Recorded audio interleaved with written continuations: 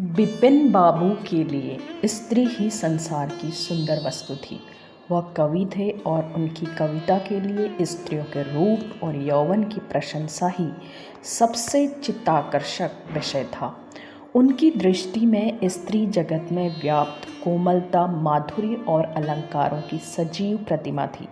जबान पर स्त्री का नाम आते ही उनकी आंखें जगमगा उठती थी, कान खड़े हो जाते थे, मानो किसी रसिक ने गाने की आवाज़ सुन ली हो। जब से होश संभाला तभी से उन्होंने उस सुंदरी की कल्पना करनी शुरू की जो उसके हृदय की रानी होगी। उसमें उषा की प्रफुल्लता होगी, पुष्प की कोमलता होगी, कुंदन की चमक, बसंत की छवि, कोयल की ध्वनि। वह कवि वर्णित सभी उपमाओं से विभूषित होगी। वह उस कल्पित मूर्ति के उपासक थे। कविताओं में उसका गुण गाते, मित्रों से उसकी चर्चा करते, नित्य उसी के ख्याल में मस्त रहते। वह दिन भी समीप आ गया था जब उनकी आशाएं हरे भरे पत्तों से लहराएंगी, उनकी मुरादें पूरी होंगी। कॉलेज की अंतिम परीक्षा समाप्त हो गई और विवाह के संदेशे आने लगे। विवाह तय हो गया। बिपिन बाबू ने कन्या को देखने का बहुत आग्रह किया, लेकिन जब उनके मामू ने विश्वास दिलाया कि लड़की बहुत ही रूपवती है, मैंने उसे खुद अपनी आंखों से देखा है, तब वह राजी हो गए। धूमधाम से बारात निकली और विवाह का मुहूर्त आया। वधू आभूषणों से सजी हुई मंडप में आई तो बिपिन को उसके हाथ पांव नजर आए। कितनी सुंदर उंगलियां थी, मानो दीप शिखाएं हों। अंगों की शोभा कितनी मनोहारिणी थी, बिपिन फूले न समाये। दूसरे दिन वधू विदा हुई तो वह उसके दर्शनों के लिए इतने अधीर हुए कि ज्यों ही रास्ते में कहारों ने पालकी रखकर मुंह हाथ धोना शुरू किया, आप चुपके से वधू के पास पहुंचे। वह घूंघट हटाए पालकी से सिर निकाले बाहर झांक रही थी। विपिन की निगाह उस पर पड़ गई। घृणा, क्रोध और निराशा की एक लहर सी उन पर दौड़ गई। यह वह परम सुंदरी रमणी न थी जिसकी उन्होंने कल्पना की थी, जिसकी वह वर्षों से कल्पना कर रहे थे। यह एक चौड़े मुंह वाली, चिपटी नाक और फूले हुए गालों वाली कुरूपा स्त्री थी। रंग गोरा था पर उसमें लाली के बदले सफ़ेदी थी। और फिर रंग कैसा सुंदर हो, रूप की कमी नहीं पूरा कर सकता। बिपिन का सारा उत्साह ठंडा पड़ गया। हाँ, इसे मेरे ही गले पड़ना था क्या? क्या इसके लिए समस्त संसार में कोई दूसरा न मिलता था? उन्हें अपने मामों पर क्रोध आया, जिससे वधू की तारीफों के पुल बांध दिए थे। अगर इस वक्त वह मिल जाते तो बिपिन उनकी ऐसी खबर लेता कि वह भी याद करते। जब कहारों ने फिर पालकियां उठाई तो बिपिन मन में सोचने लगा, इस स्त्री के साथ कैसे मैं बोलूँगा, कैसे इसके साथ जीवन काटूंगा। इसकी ओर तो ताकते ही मुझे घृणा होती है। ऐसी कुरूपा स्त्रियां भी संसार में हैं, इसका मुझे अब तक पता न था। क्या मुंह ईश्वर ने बनाए हैं, क्या आंखें हैं। मैं और सारे ऐबों की ओर से आंखें बंद कर लेता, लेकिन वह चौड़ा सा मुंह। भगवान, क्या तुम्हें मुझी पर यह वज्रपात करना था? विपिन को अपना जीवन नरक सा जान पड़ता था। वह अपने मामों से लड़ा, ससुर को लंबा खरका लिखकर फटकारा, माँ बाप से हुज्जत की, और जब इससे शांति न हुई तो कहीं भाग जाने की बात सोचने लगा। आशा पर उसे दया अवश्य आती थी। वह अपने को समझाता कि इसमें उस बेचारी का क्या दोष है। उसने ज़बरदस्ती तो मुझसे विवाह नहीं किया, लेकिन वह दया और यह विचार उस घृणा को न जीत सकता था। ना आशा को देखते ही उसके रोम रोम में व्याप्त हो जाती थी। आशा अपने अच्छे से अच्छे कपड़े पहनती, तरह तरह से बाल संवारती, घंटों आईने के सामने खड़ी होकर अपने को श्रृंगारती, लेकिन विपिन को वह सुतुर्क मज से मालूम होती। वह दिल से चाहती थी कि उन्हें प्रसन्न करूं, उनकी सेवा करने के लिए अवसर खोजा करती थी, लेकिन विपिन उससे भागा भागा फिरता था। अगर कहीं भेंट हो भी जाती तो कुछ ऐसी जली कटी बातें करता कि आशा रोती हुई वहाँ से चली जाती। सबसे बुरी बात यह थी कि उसका चरित्र भ्रष्ट होने लगा। वह यह भूल जाने की चेष्टा करने लगा कि मेरा विवाह हो गया है। कई दिनों तक आशा को उसके दर्शन भी न होते।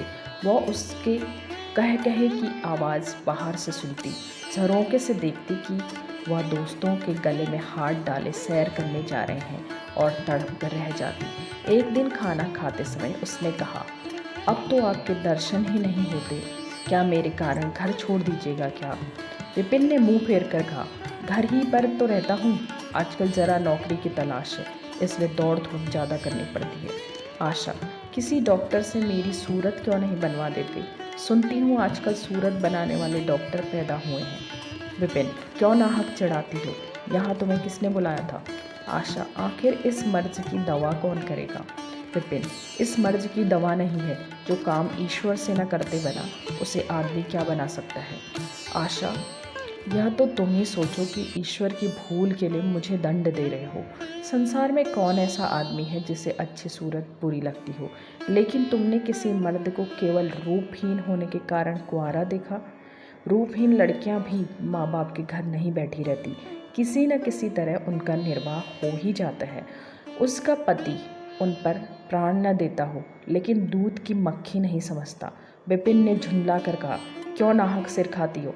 मैं तुमसे बहस तो नहीं कर रहा हूँ। दिल पर जब्र नहीं किया जा सकता और न दलीलों का उस पर कोई असर पड़ सकता है। मैं तुम्हें कुछ कहता तो नहीं हूँ, फिर तुम क्यों मुझसे हुज्जत करती हो? आशा यह झिड़के सुनकर चली गई। उसे मालूम हो गया कि इन्होंने मेरी ओर से सदा के लिए हृदय कठोर कर लिया है।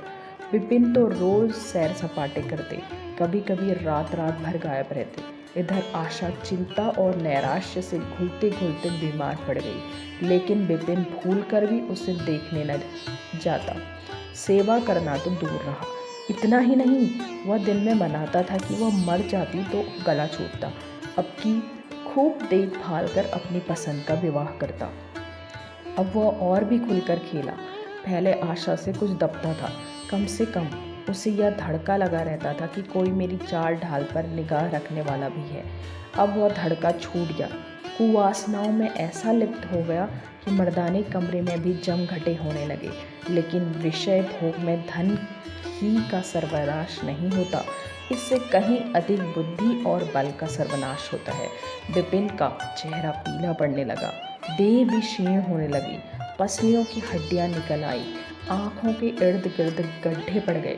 अब वह पहले से कहीं ज़्यादा शौक करता, नित्य तेल लगाता, बाल बनवाता, कपड़े बदलता, किंतु मुख पर कांति न थी।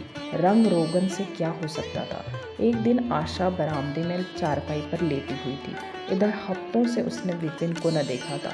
उन्हें देखने की इच्छा हुई, उसे भय था कि वह न आएंगे, फिर भी वह मन को न रोक सकी। विपिन को बुलावा भेजा। विपिन को भी उस पर कुछ दया आ गई, आकर सामने खड़े हो गए। आशा ने उनके मुंह की ओर देखा तो चौंक पड़े। वह इतने दुर्बल हो गए थे कि पहचानना मुश्किल था। बोली, क्या तुम भी बीमार हो क्या? तुम तो मुझसे भी ज़्यादा घुल गए हो। विपिन, ओह, जिंदगी में रखा ही क्या है जिसके लिए जीने की फिक्र करो? आशा, जीने की फिक्र न करने से कोई इतना दुबला नहीं हो जाता। तुम अपनी कोई दवा क्यों नहीं करते? यह कहकर उसने विपिन का दाहिना हाथ पकड़कर अपनी चारपाई पर बैठा लिया। विपिन ने भी हाथ छुड़ाने की चेष्टा न की। उनके स्वभाव में इस समय एक अक्खड़पन था, क्रोध की गंध भी न थी। आशा को ऐसा मालूम हुआ कि उनकी आंखों में आंसू भरे हुए हैं।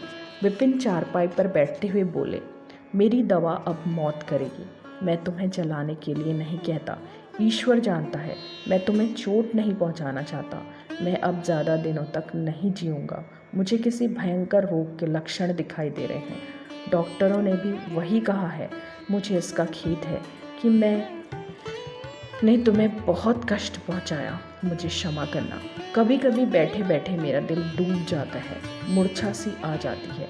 यह कहते कहते एकाएक वह काँप उठे, सारी देह में सनसनी सी दौड़ गई। मूर्छित होकर चारपाई पर गिर पड़े और हाथ पैर पटकने लगे। मुंह से फिचकुर निकलने लगा, सारी देह पसीने से तर हो गई। आशा का सारा रोग हवा हो गया। वह महीनों से बिस्तर न छोड़ सकी थी, पर इस समय उसके शिथिल अंगों में विचित्र स्फूर्ति आ गई थी। उसने देरी से उठकर विपिन को अच्छी तरह से लेटा दिया और उनके मुख पर पानी के छींटे देने लगी। मेहरी भी दौड़ी आई और पंखा झलने लगी। बाहर खबर हुई। मित्रों ने दौड़कर डॉक्टर को बुलाया।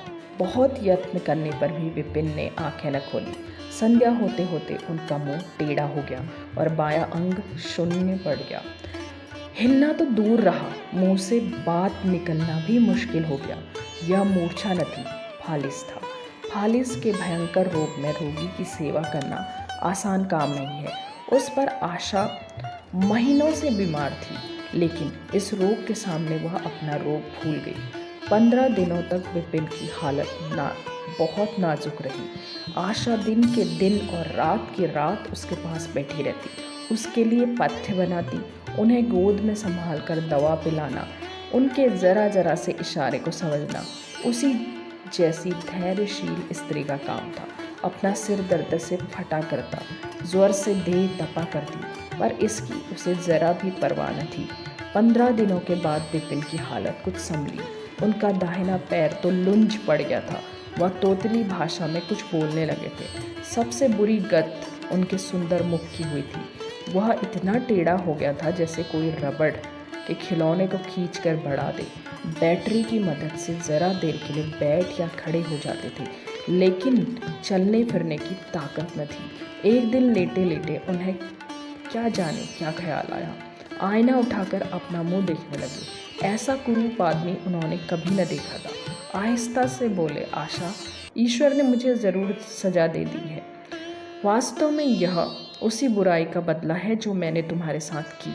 अब तुम अगर मेरा मुख देखकर घृणा से मुंह फेर लो तो मुझे ज़रा भी शिकायत न होगी। मैं चाहता हूँ कि तुम मुझसे उस दुर्व्यवहार का बदला लो जो मैंने तुम्हारे साथ किए हैं। आशा ने पति की ओर कोमल भाव से देखकर कहा, मैं तो आपको अब भी उसी निगाह से देखती हूँ। मुझे तो आप में कोई अंतर नहीं दिखाई देता। विपिन, वाह, बंदर का सा मुंह हो गया है। तुम कहती हो कोई अंतर ही नहीं। मैं तो अब कभी बाहर न निकलूँगा। ईश्वर ने मुझे सचमुच दंड दे दिया। बहुत यत्न किए गए, पर विपिन का चेहरा सीधा न हुआ। मुख का बायां भाग इतना टेढ़ा हो गया था कि चेहरा देखकर डर मालूम होता था। हाँ, पैरों में इतनी शक्ति आ गई कि अब वह चलने फिरने लगे। आशा के पति की बीमारी में देवी की मनौती की थी। आशा उसी पूजा का उत्सव मनाने जा रही थी। मोहल्ले की स्त्रियां बनाव श्रृंगार किए जमा थी। गाना बजाना हो रहा था। एक सहेली ने पूछा, क्यों आशा, अब तो तुम्हें उनका मुंह ज़रा भी अच्छा न लगता होगा। आशा ने गंभीर होकर कहा, मुझे तो पहले से कहीं अच्छा मालूम होता है। चलो बातें बनाती हो। नहीं बहन, सच कहती है। रूप के बदले मुझे उनकी आत्मा मिल गई, जो रूप से कहीं बढ़कर है। विपिन कमरे में बैठे हुए थे। कई मित्र जमा थे। ताश हो रहा था। कमरे में एक खिड़की थी जो आंगन में खुलती थी। इस वक्त वह बंद थी। एक मित्र ने चुपके से उसे खोल दिया और शीशे से झांककर विपिन से कहा, आज तो तुम्हारे यहाँ परियों का अच्छा जमघट है। विपिन, बंद कर दो। अजी ज़रा देखो तो सही कैसी कैसी मूर्तें हैं। तुम्हें इन सबों में कौन सबसे अच्छी मालूम होती है। विपिन ने उड़ती हुई नज़रों से देखकर कहा, मुझे तो वही सबसे अच्छी मालूम होती है जो थाल में फूल रख रही है।